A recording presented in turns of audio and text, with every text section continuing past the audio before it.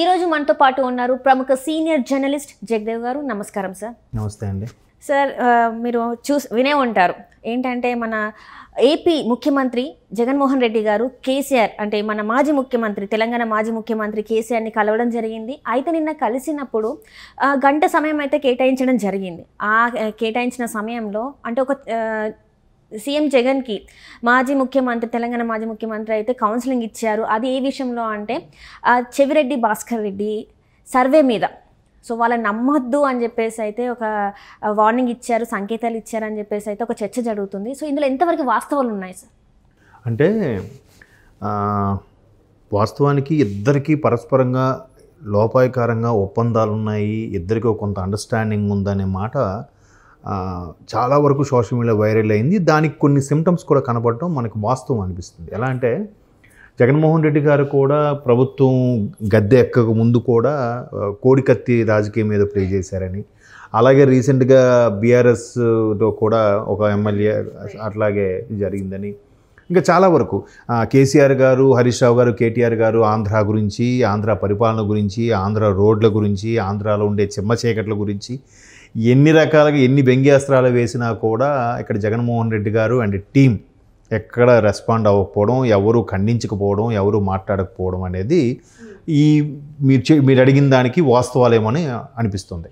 Next రెండో point ఏంటంటే జగన్మోహన్ రెడ్డి గారు వీలైనంత వరకు కూడా ఇక్కడ తెలంగాణలో కేసీఆర్ గారు ప్రభుత్వం రావడానికి విశ్వ ప్రయత్నాలు చేశారని, రేవంత్ రెడ్డి గారు ఒకవేళ కాంగ్రెస్ గెలిస్తే రేవంత్ రెడ్డి గారు ముఖ్యమంత్రి అవుతారేమో భయంతో రేవంత్ రెడ్డి గారు అవ్వకుండా ఉండడం కోసం చాలా ప్రయత్నాలు చేశారని కూడా కొన్ని వార్తలు వచ్చాయి. ఆ వార్తల్లో కూడా వాస్తవం ఎందుకు ఉందంటున్నానంటే సరిగ్గా పోలింగ్ రోజు ఇటువైపు ఆంధ్ర పోలీసులు, అటు తెలంగాణ పోలీసులు ఇద్దరూ కలిసి సాగర్ దగ్గర డ్యామ్ దగ్గర హై డ్రామా క్రియేట్ చేశారు.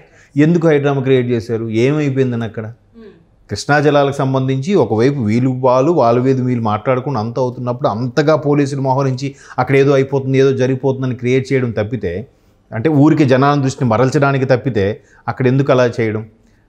అదొకటి. సో ఇలా రకరకాల కారణాలతో అండ్ మరోవైపు షర్మిలా గారు కూడా కాంగ్రెస్కి సపోర్ట్ ఇస్తున్నారు. చంద్రబాబు గారు కూడా తెర వెనుక నుంచి కాంగ్రెస్కి సపోర్ట్ ఇస్తున్నారు. ఎందుకంటే రేవంత్ రెడ్డి గారు ఒకప్పుడు టీడీపీ మనిషి కాబట్టి అందుకని ఇవి రకరకాలు వచ్చాయి. ఇవన్నీ కూడా వాస్తవాలు అనిపిస్తున్నాయి ఈ సిమ్టమ్స్, ఈ జరిగిన పరిణామాలు బట్టి.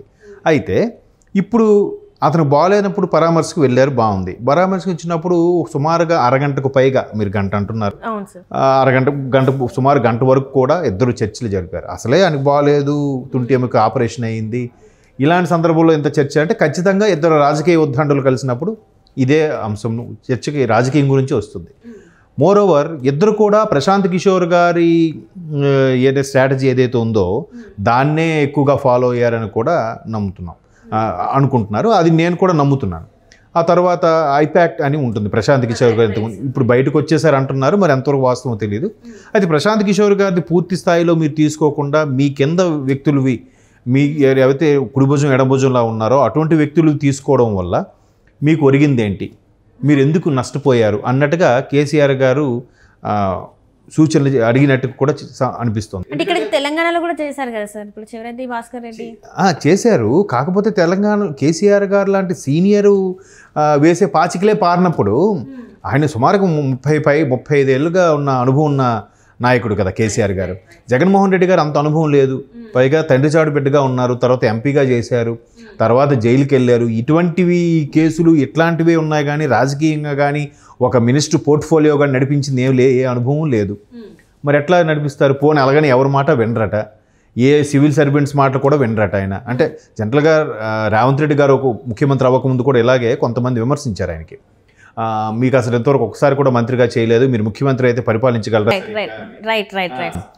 అన్నప్పుడు ఆయన ఒకటే చెప్పారు, సరైన వాళ్ళని సివిల్ సర్వెంట్ అంటే ఐఏఎస్ని ఐపీఎస్ని సరైన వాళ్ళని ఒక 4-5 పెట్టుకుంటే మొత్తం వాళ్ళు నడిపిస్తారమ్మా. వాళ్ళు మేధావులు, వాళ్ళు నాలెడ్జ్ పరంగా కానీ, అనుభవం పరంగా కానీ, వాళ్ళు పరిపాలన పరంగా కానీ, చట్టం పరంగా అన్ని రకాలుగా ఐఏఎస్ వాళ్ళంటే అన్ని రకాలుగా బాగా నిండిపోయి ఉంటారు వాళ్ళు.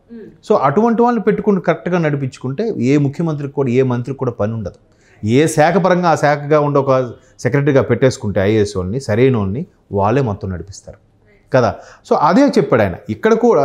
సో జగన్మోహన్ రెడ్డి గారు కూడా ఈయన ప్రధానికి ఈయనే మేట నొక్కాలి, ఈయన ఉంటుంది అని అన్ని రకాలుగా. ఇప్పుడు రేవంత్ రెడ్డి గారు ఏం చేస్తున్నారు, రోజుకొక్కటైనా సమీక్షా సమావేశాలు నిర్వహిస్తున్నాడు ఆయన. ఎందుకని? అనుభవంతులు అంత లేదు కాబట్టి. ముఖ్యమంత్రి అంటే రాష్ట్రాన్ని మొత్తం బాధ్యత ఆయన భుజాల మీద ఉంటుంది. ఏ నిర్ణయం తీసుకున్నా ఏ ఒక్క వర్గం వాళ్ళకు కూడా నష్టం అవ్వకూడదు, అందులో ఒక 1% ప్రజలకు కూడా ఇబ్బంది కలగకూడదు కదా. అందుకు నిర్ణయాలు తీసుకున్నప్పుడు ఒక్కసారి సీనియర్స్ కానీ ఐఏఎస్లు కానీ మంత్రివర్గం కానీ అందరినీ కూర్చోబెట్టి ఇలా చేస్తే బాగుంటుంది అనుకుంటున్నాం, ఓకేనా, మీ అందరికీ ఇష్టమేనా, మీ అందరికీ సబబుగా ఉంటే ఓకే చెప్పండి, దీనికి వెళ్ళిపోదాం, దీని మీద నేను సైన్ చేస్తాను, అది కదా పరిపాలన. ఆయన అదేం చేయరంట, మొత్తం ఆయనే డెసిషన్ తీసుకుంటారంట. సో ఇట్లాంటి విషయాలు కూడా కేసీఆర్ గారు చూచాయిగా జగన్మోహన్ రెడ్డి గారికి, అంటే అక్షంతలు అని అనలేను కానీ చనువు మీద ఏదో మీరు అలా చేసి ఉండకూడదు, ఇలా చేయాలి, ఇలా అవ్వచ్చు అన్నట్టుగా చెప్పారంట. సో జగన్మోహన్ రెడ్డి గారు కూడా ఖచ్చితంగా ఎలక్షన్స్ ముందు ఈయన పరామర్శతో పేరుతో వచ్చారు కానీ మ్యాక్సిమం సలహాలు సూచనలు స్వీకరించడానికే వచ్చారని కూడా ఒక వాదం ఉంది. దానికి నిన్న సిపిఐ నారాయణ గారు కూడా కొండ బద్దలు కొట్టినట్టు మాట్లాడారు.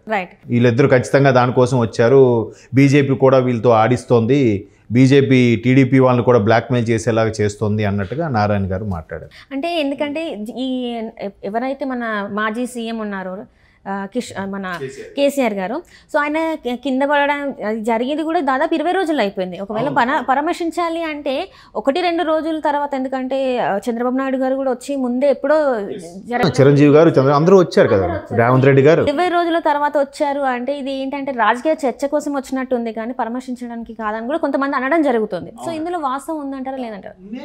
ఇప్పుడు ఆంధ్రాలో ఉండే మంత్రులకు కానీ ముఖ్యమంత్రి గారికి కానీ వాళ్ళకి సంబంధించిన ప్రాపర్టీస్ కానీ ఇప్పుడు జగన్మోహన్ రెడ్డి గారి కేసులు హియరింగ్ నుంచి కానీ హైదరాబాద్ రావాల్సిందే. మేబీ వాళ్ళ పనుల మీద వచ్చారు, అలా వచ్చినప్పుడు పరామర్శించుంటారు, పనిలో పనిగా ఒకసారి కలిస్తే పోతుందిలే అనుకుండొచ్చు, లేదా పర్టికులర్గా ఇలాంటి అంశాల మీద చర్చ కోసమే వచ్చిండొచ్చు. రాజకీయాల్లో ఏదైనా జరగచ్చు, ఎవరిని తప్పుపట్టలేం, అలాగని ఎవరిని ఎత్తుకొని బుజ్జగించలేం కదా. కాబట్టి రాజకీయ పరంగా ఈ రకరకాల వ్యూహాలు ఉంటాయి. ఓకే ఇంత సీనియర్ కాబట్టి ఈయన కలిస్తే మనకేమైనా ఐడియా వస్తుందా, మనకేమైనా సలహా సూచన ఇస్తారా, లేదా మనకి ఎక్కడ ఈయన సపోర్ట్ ఇస్తున్నాడు కాబట్టి ఈయన సపోర్ట్ ద్వారా నెక్స్ట్ పార్లమెంట్ ఎన్నికల్లో మనం ఏమైనా ముందుకెళ్ళొచ్చా అని కూడా అయి ఉండొచ్చుగా. ఇప్పుడు చాలామంది అక్కడ కానీ ఇక్కడ కానీ కూడా పోటీ చేసే అవకాశం ఉంది. మరోవైపు బీఆర్ఎస్ వైసీపీ కూడా ఒకటే, బీఆర్ఎస్ వైసీపీతో బీజేపీ కూడా కలిసే అవకాశం కూడా ఉందని కూడా రకరకాల వార్తలు వినిపిస్తున్న నేపథ్యంలో వాళ్ళు ఇప్పుడు రాజకీయ నాయకులు అందరూ మిత్రులేనండి. ఇప్పుడు ఆంధ్రాలో ఉన్న పరిస్థితి ప్రకారం ఒకరికొకరు మరీ దారుణంగా తిట్టుకోవడం, ఫ్యామిలీ అఫైర్స్కో వెళ్ళిపోయి మాట్లాడుకోవడం అవుతున్నాయి. కానీ ఒకప్పుడైతే ఎవరు ప్రభుత్వం వచ్చినా అందరికీ పనులు అయ్యేవి, అలాగే ఉండేది. అది చాలా సినిమాల్లో కూడా మనం చూపిస్తూ ఉంటారు సింబాలిక్గా. ఎవరున్నా కానీ పనులు అయితే అవ్వాలి, కాకపోతే ప్రతిపక్షంగా అసెంబ్లీలో తిట్టుకుంటాం, బయటకు వచ్చిన తర్వాత అందరం ఒకటే అన్నట్టు. ఇప్పుడు మీరున్నారు